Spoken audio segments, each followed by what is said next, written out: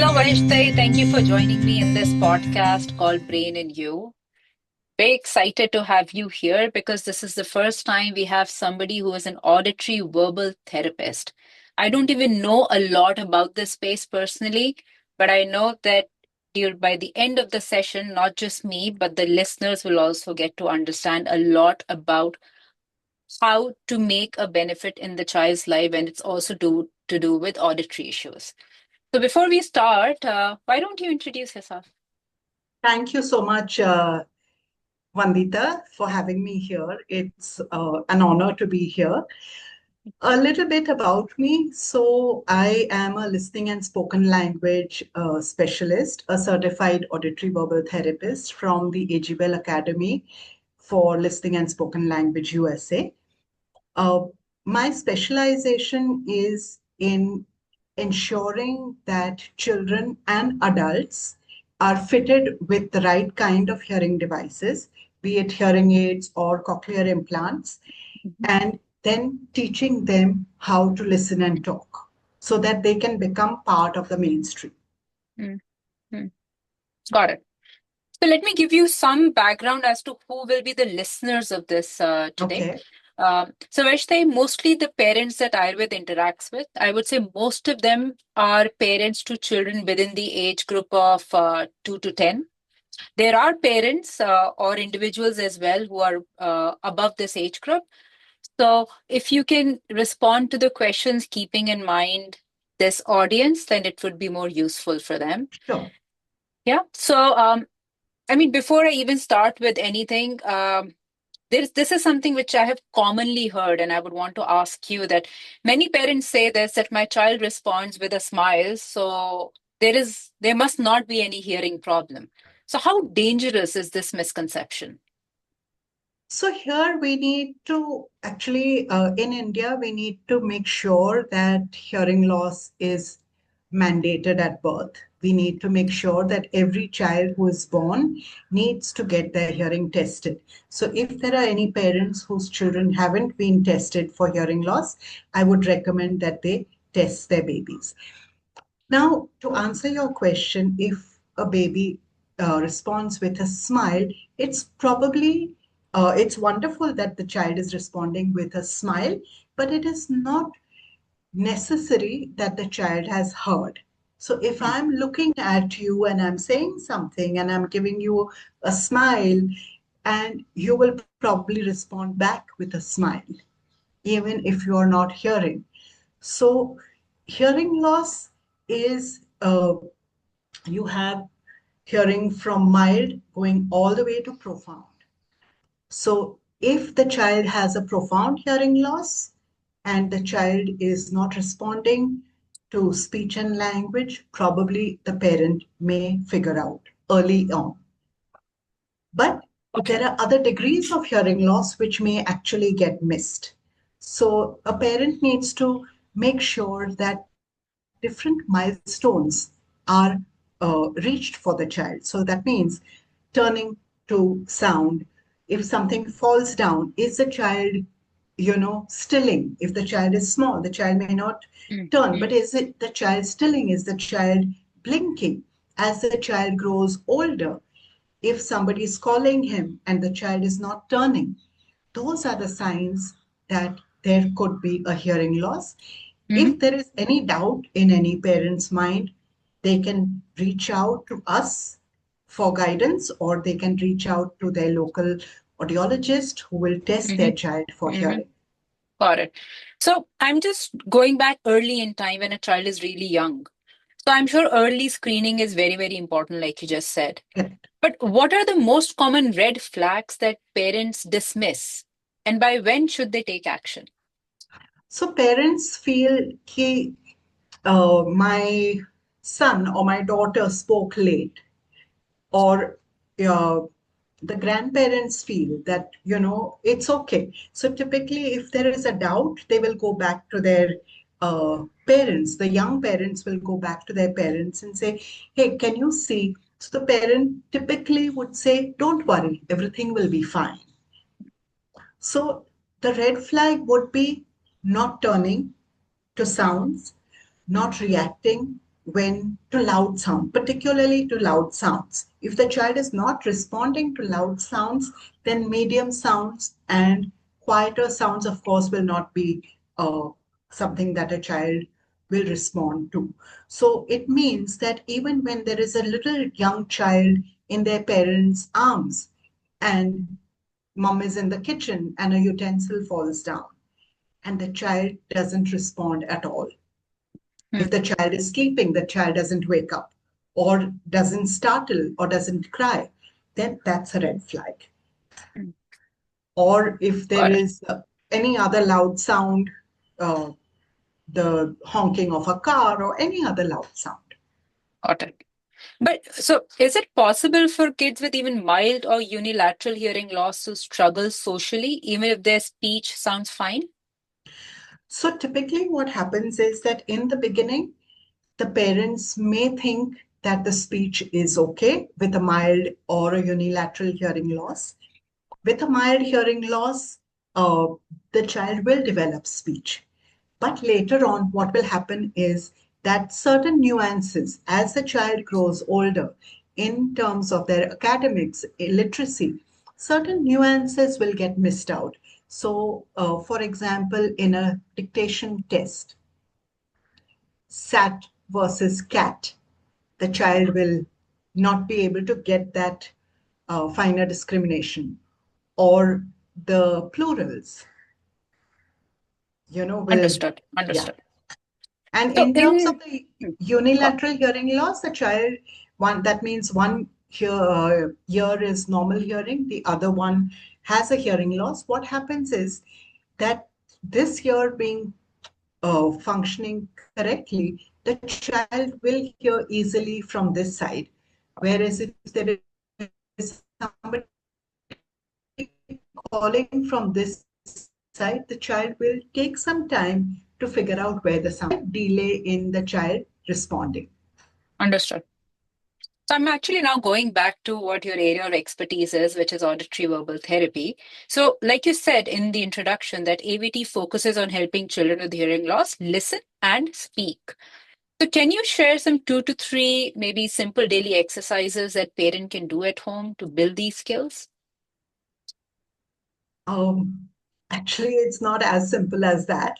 So it's auditory verbal therapy is a long-term process where it's a family-centered program where the family is the main focus of teaching their child to listen and talk. So if you recall, you and me as normal hearing people, how did we learn to listen and talk? Our parents didn't make us sit and Hmm. teach us. We learned by listening to what was going on around them, around us, by interacting with our parents, our grandparents. So, here, the main thing what I would say is ensure that you have full access to the brain. So, we listen with our brain. So, make sure that the hearing aids are optimally fit. Make sure if the child has a cochlear implant, the cochlear implant is optimally programmed or mapped. Make sure that you're drawing the child's attention. It's not like wearing glasses and you can start seeing. You have to help the child learn to listen. So you have to start building the child's brain, start building the receptive language in the child's brain for the expressive language to come in. So it is not a quick fix Got it. method Yeah. at all. Yeah. Yeah. Yeah. Yeah. Typically, how much time does it take when you, let's say, you start working with a 3-year-old or a 2-year-old? So the younger the child, the faster the pace of development.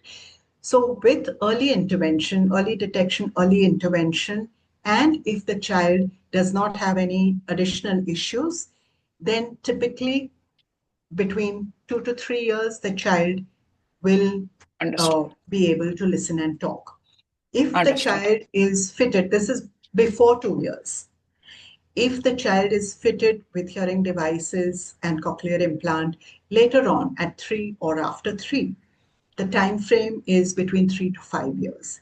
If the child has an additional issue besides hearing loss, the period is even longer. Longer. So Mm, here, the mm, message I would like to tell parents is that be invested in the therapy because it does take long. It's not yeah. just about teaching them to listen and talk. There are grammar. When the child goes into mainstream school, there are issues with noise, there are issues with friendships, there are issues with self advocacy. We need to work a lot on all of these to ensure that the child is indeed a part of society. Understood. And you touched upon this just a while back that when a child wears hearing aids or cochlear implants, what is one thing that parents often overlook that can usually boost speech outcomes? I think making sure that the device is worn all waking hours, Okay. making sure that the moment the child wakes up, the hearing aids or the cochlear implant needs to be put on until the child goes to sleep at night. Making sure that you are teaching them to listen. Like I said before, make Mm-hmm. sure that you're showing them and making them listen to different sounds in the environment, expose them to different people, expose them outside, just like you would work with a typically hearing child. Involve them in your daily routine. I would tell every parent you don't need to sit separately and work with the child. If you just work with them in your daily routine, telling them what you are doing or telling the child what he is Mm-hmm. playing with, that would work well. You need to make sure that you are working with a trained auditory verbal therapist to be able to teach the child to learn to listen Mm-hmm. and talk. Just out of curiosity, because I've seen a couple of children wearing this. My cousin's son is wearing a cochlear implant. But how does it really take time for a child to get used to this idea of having something here, or does it just blend in naturally? So again, it depends on early intervention. The Mm-hmm. earlier you detect a child and fit the child with a hearing aid or a cochlear implant, that cochlear implant becomes part of his body Okay. and Got it blends in beautifully. However, if you have missed the critical period and you fitted the child later, then that becomes a device that the child needs to start getting used to. it. Mm-hmm. So that's Mm-hmm. the difference. Yeah, got it. So, Vaishta, I was going through some of your writings that you've done on Okay. LinkedIn, and you have mentioned a bit about narrative therapy or storytelling, and you have maybe emphasized on that. So how can parents use that in everyday conversations to naturally support language development? So, like I said before, just like you would naturally read a story to a typically hearing child, you would do the same thing with a child with hearing loss. The only difference here would be making sure. So, in auditory verbal therapy, we have certain strategies that we work with to aid the child to listen and talk. So, here again, focusing on joint attention. Hmm. So the parent and the child have the story between them and making sure that the parent is looking at where the child is looking at. It should not be that the child is looking at this picture of a pig and the mother is talking about uh, the cow. So focusing on Understood. what the child Mm, is looking at, what his interest is, and talking about that. That's called mm. joint attention. Understood. Understood. So I want to sum this up with maybe one last question that I have that, over the last 20, 25 years that you have worked with so many different children, what is that one belief you wish every new parent would discard immediately? I think that wishing that this hearing problem will go away or that other alternate medication will work for that child. Because when that happens, you're wasting a lot of time. And Mm, as I said before, 0 to 2 years is the critical period for neural development. So we are hearing with the brain. So it is a neurological emergency. We need mm, to make sure that if the hearing loss is detected, the parents fit the child with the hearing aid or a cochlear implant and start working with a certified auditory verbal therapist to get the best results. Understood. Understood. Anything that you would want to add before we end this? Something that I missed covering? No, I think you've covered it all. And if there is anybody that I can help, I'll be more than happy. They can reach out to me. Uh, I will share Of my course. details. And Of course. Of yeah, course. We will make sure that maybe one of these sessions can be arranged directly with the parents, maybe some Q&A, because there are certain number of parent customers that we have who have children facing such concerns. And it would be very good if, they can get guidance from an expert like you. absolutely. And in fact, I'd like to add here that we have an entire team at our center that focuses on child development. So we have Okay. a developmental pediatrician, an autism therapist, a behavior therapist, a speech pathologist, an audiologist, a remedial educator, an occupational therapist. So we have the whole team in place. So I'll be more than happy to help any parent who requires any support. Perfect. Perfect. Thank you so much. Thank you so It was much, lovely. Yeah. Thank Vandita. you. It was a Yeah. pleasure talking to you.